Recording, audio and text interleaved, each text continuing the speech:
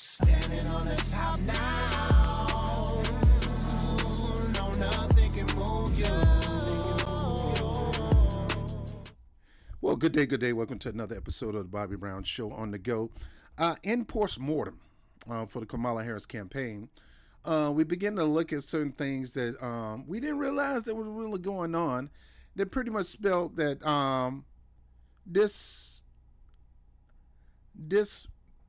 how can I say it? This ability to make something seem bigger than what it really is was on an all-time high. And for an example, the only way Kamala Harris could have got a real big crowd out was she had to have somebody open up for her, And from what I was told, the flyers would say Lizzo opening up for Kamala Harris, Beyonce opening up for Kamala Harris, or this person opening up. When you say open up for, you thinking that somebody's going to perform. You're not thinking about an open dialogue to introduce an endorsement for a candidate. But that's how the strategy was the whole time. Let's mess with the people's mind, have them thinking somebody's coming out. They are coming out. They're not coming out to perform. They're coming out to endorse Kamala Harris campaign. So they put this information out as this person was going to perform when they wasn't going to perform. So when they come out and do their endorsement and realize they're not performing, they leave by the droves. And then Kamala Harris supporters that are staunch supporters are getting mad at these people for leaving because it makes her look bad. And I get that. But you don't want to advertise that she was opening up. Now, when you say opening up, what do you think I'm supposed to think? I don't mean an open dialogue. I'm thinking you're going to perform. And I ain't got Beyonce tickets. I ain't got that kind of money. I ain't got the money to go see Cardi B or Glorilla. So I ain't got no money to go see no Taylor Swift, no Beyonce, none of that. And I bought my kids. And then she's not performing. Now, it's good that my kids see something bigger than the performance, that the first female is about to get elected to office. I want them to see that, but that's not what they came to see. So that's why the crowds were huge, but you take away the crowds, take away the big performance, crowd's not as huge. But yet she would tell a heckler that say Jesus is Lord, oh, you at the wrong rally, go down to the other rally. Say Obama wouldn't have never did that. Obama would have said, hey, I agree with you. Jesus is Lord. Hallelujah. Obama would have did that. Obama was gracious. Well, look, don't boo. Don't you dare boo. Go vote. Obama a little different. He don't get frustrated. And you can see the frustration in his face while he fake smile because of the hecklers or the demonstrators. And then you got people supporting, fighting for their people in Gaza. And you're going to shame them. So all these things played in that. Now you got this massive media showing this big crowd, but you're going to scold somebody in the big crowd. That turned people off. Or you got this performer performing, singing adult songs at a rally. You're singing songs about your poom poom and your breasts, and he could take his, This is happening at a rally for president. Now, this video right here tells a whole lot. This is from MSNBC. Soon we're going to go over Trump's indictment and how serious they really are. Most of them financial crimes. How they knew ahead of time that this was not going to go well for Kamala Harris. So you got Jake Tapper, and you got the numbers man talking about,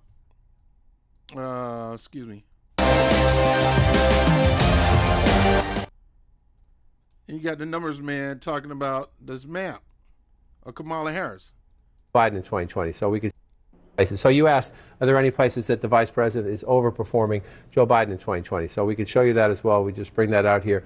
Harris overperforming in 2020. Holy smokes. There you go. So let this go away and see if there's anything on the east side there. Literally nothing? Literally nothing. Literally not one county? Now, that's a death blow. Not one city, not one county in the United States where Kamala Harris was overperforming Joe Biden. And people voted for Joe Biden because they were scared of Trump handling the next, couple years with this pandemic issue. People literally voted for Biden because they were scared of Trump. And it did work in their favor. So now here we go, a second round. Y'all still trying to get people to vote for Kamala Harris because they're scared of Trump. Instead of telling them to vote for them because they got this policy that's going to help uplift that community, and they're going to pour this kind of money in that community, and they're going to revitalize this and revitalize that, or they're going to introduce this. None of that stuff was talked about in majority. All people were heard was butt Trump, butt Trump, butt Trump, Trump, Trump, Trump, Trump, butt Trump, butt Trump, butt Trump, Trump. Stop. You sound like a little kid. Tommy, mommy, Tommy.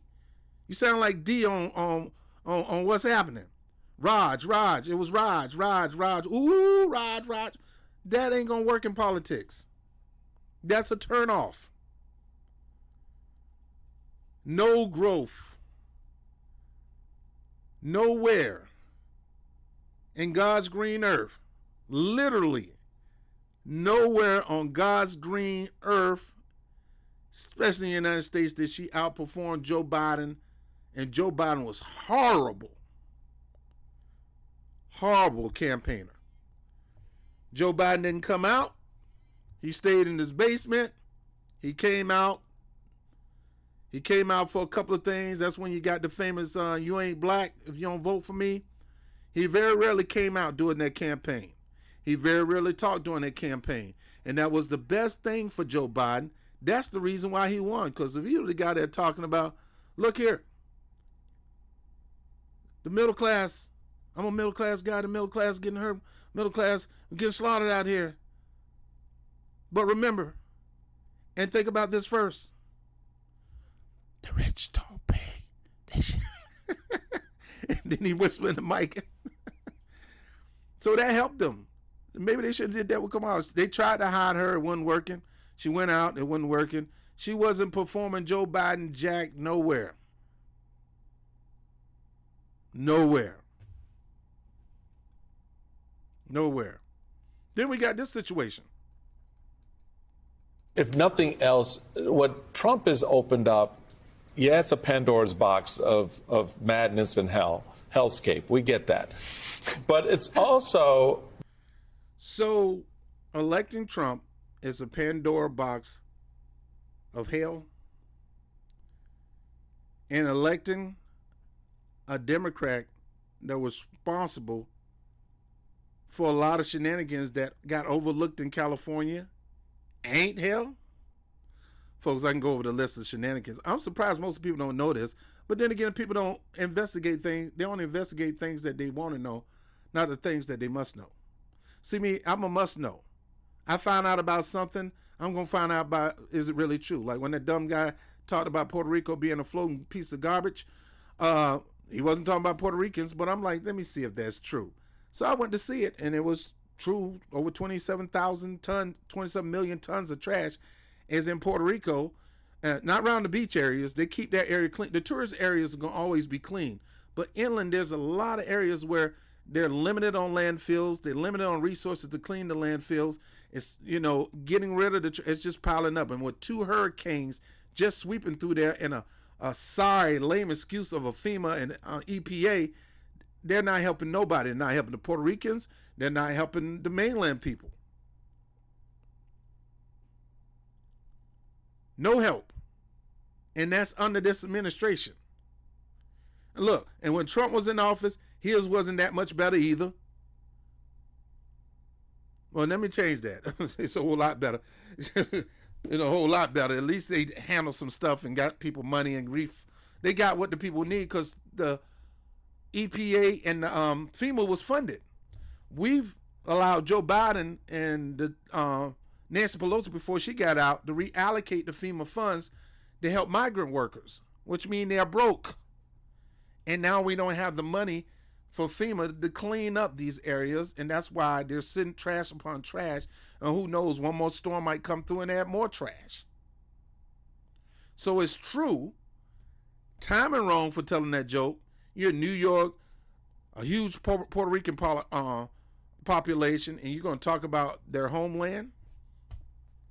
Even though it's true, how you talk about it, wrong timing, wrong place, and that was bad. But yet we're talking about it, and it need to be cleaned up.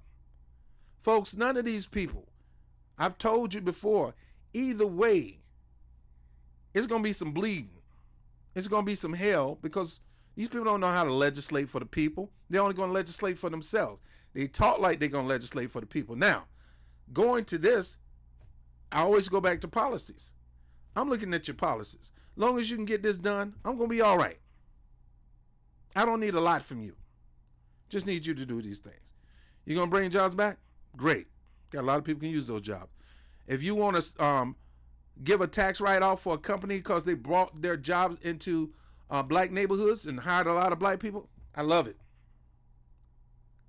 You want to start a program that's going to help get people who are in jail for some of the dumbest reasons out? I love it. I love it. You want to drill oil back in America, go back to drilling oil? You know how many black people have land with oil on it, but they can't produce the oil because of regulations? We have so many black people that own so much land with oil on it. It's ridiculous. Now, before, we didn't have that type of people buying land like that.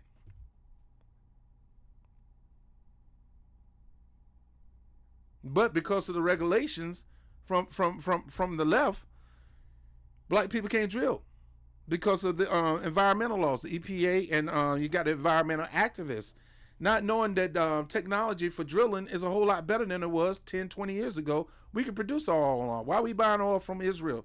From Saudi Arabia and all these other countries? Why do we feel we need to get our petroleum from places like Venezuela to the point that we're trying to remove their president, install a president that's going to be in favor for us so we can get that oil? Like Dave Chappelle said, I'm trying to get that oil.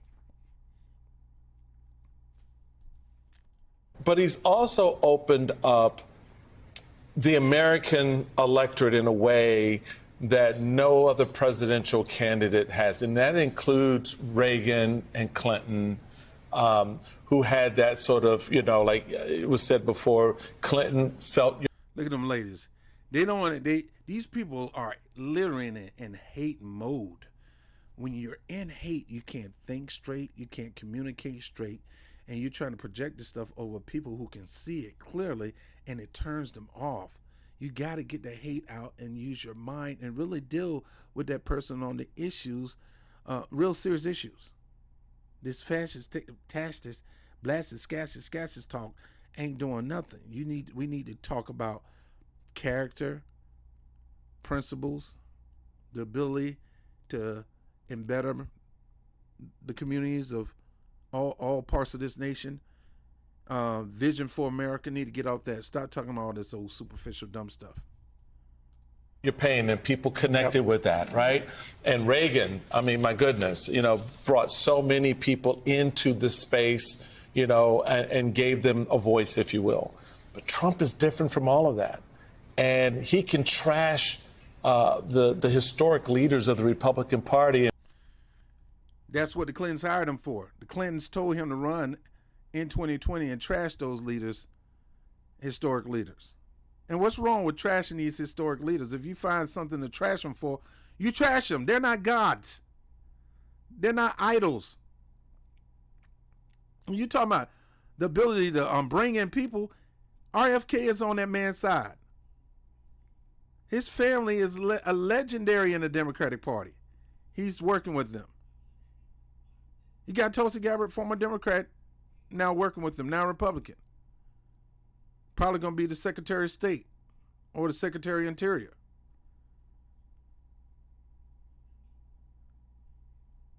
You got Elon Musk, who used to be a Democrat, but now he's Republican. I'm not a fan of Elon Musk. I don't see what's the big deal, why people worship him and stuff like that. You know, bringing them in. People who are not traditionally, you know, Democrat, Republicans. And people applaud him. Well, and he can Right? trash Latinos and He can women. trash- And also has a When have he trashed Latinos? When have Trump last trashed a Latino? Now, he probably trashed a Latino, a person of Latino descent. But let's be truthful, Jen Psaki. Where have he trashed Latinos? Oh, he said something about Puerto Rico. That's not trashing Latinos. That's not even trashing Puerto Rican people. That's trashing the region. There's regions in there where it is trash. And the documents are online for you to look up, lady. You get paid good money. Take some time out your schedule and look it up. EPA, Homeland Security, trash issues in Puerto Rico. I wouldn't have believed it until I looked it up. I don't listen to what you guys just say. I go find out for myself, and then I find out most of y'all lying through your teeth.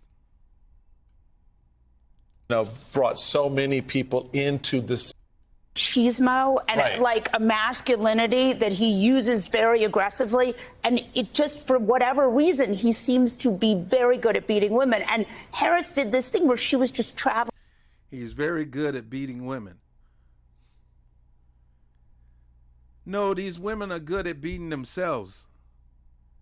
How do you let Trump beat you?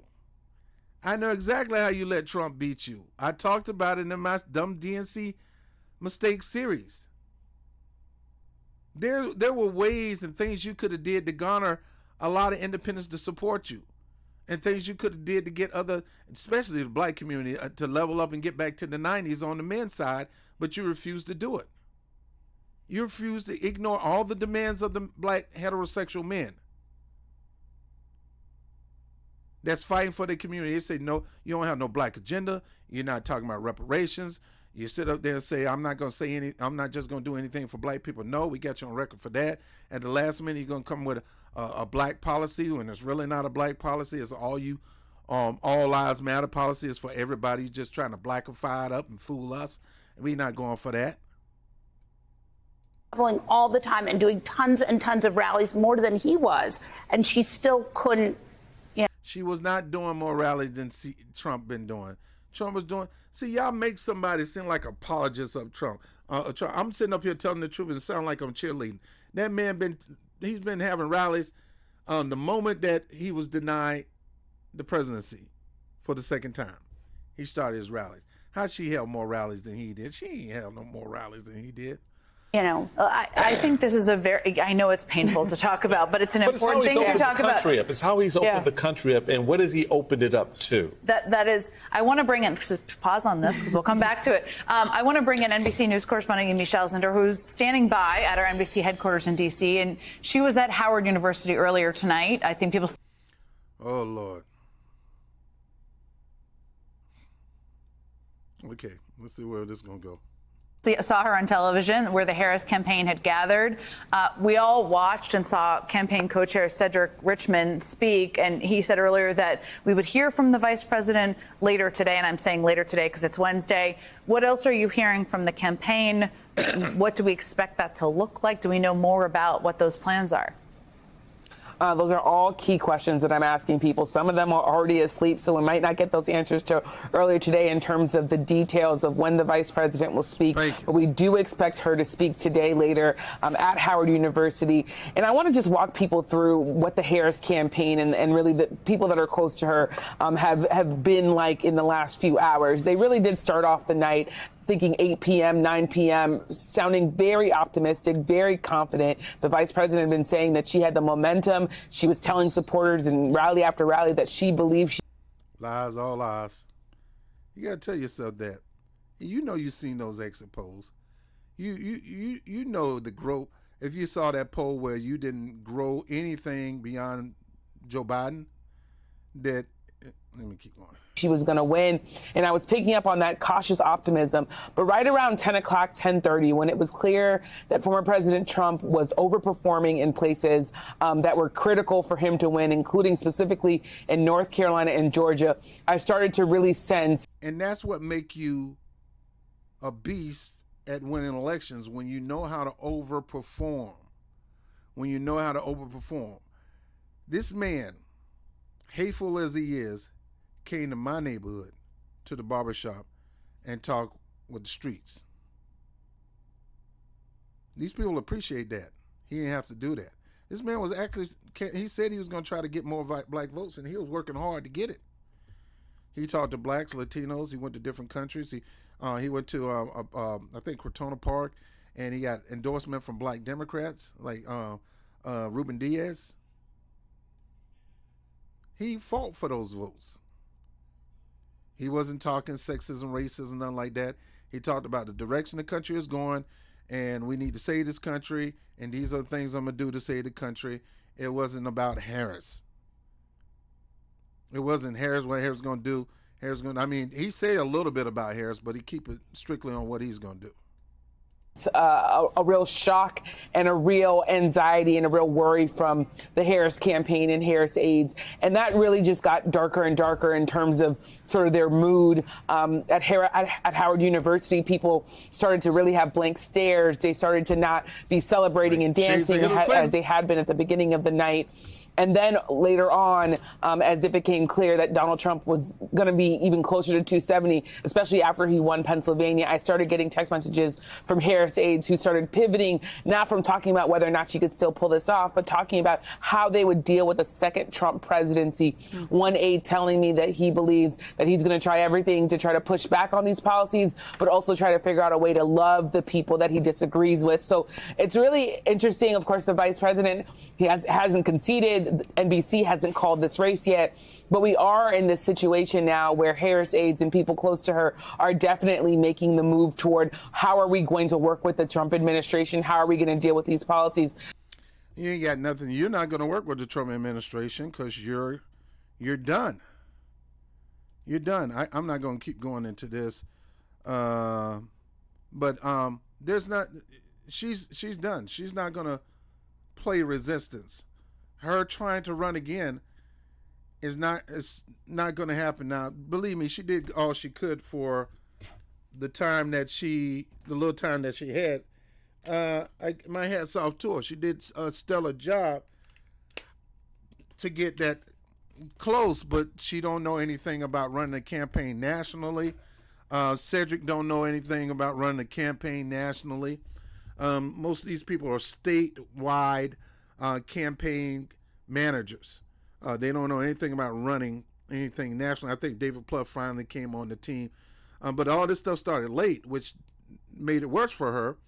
But her own personal performance, her decision on where to go to talk about her policies, how she leaned over to the citizens of the far left versus majority of the citizens in the middle, assuming that she's automatically going to get the middle of the road Democrat support, and you can't assume that. How she didn't work hard enough to reach out to independents.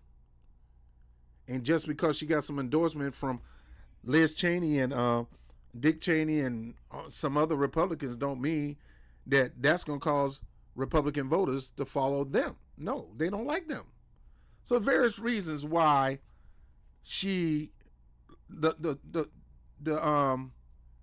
curtains was closing before she got on stage. Let me put it that way. And here we got Joy Reid. We're going to talk about this for a second. And we begin tonight with one of the most iconic heists of the 20th century, the Great Train Robbery of 1963. Now, we'll get to that tomorrow. I got one more I want to do. And before I go, it's 9:42. And your boy got to get ready to go to work. So I'm going to end that there, and I'm going to do this last video and wait.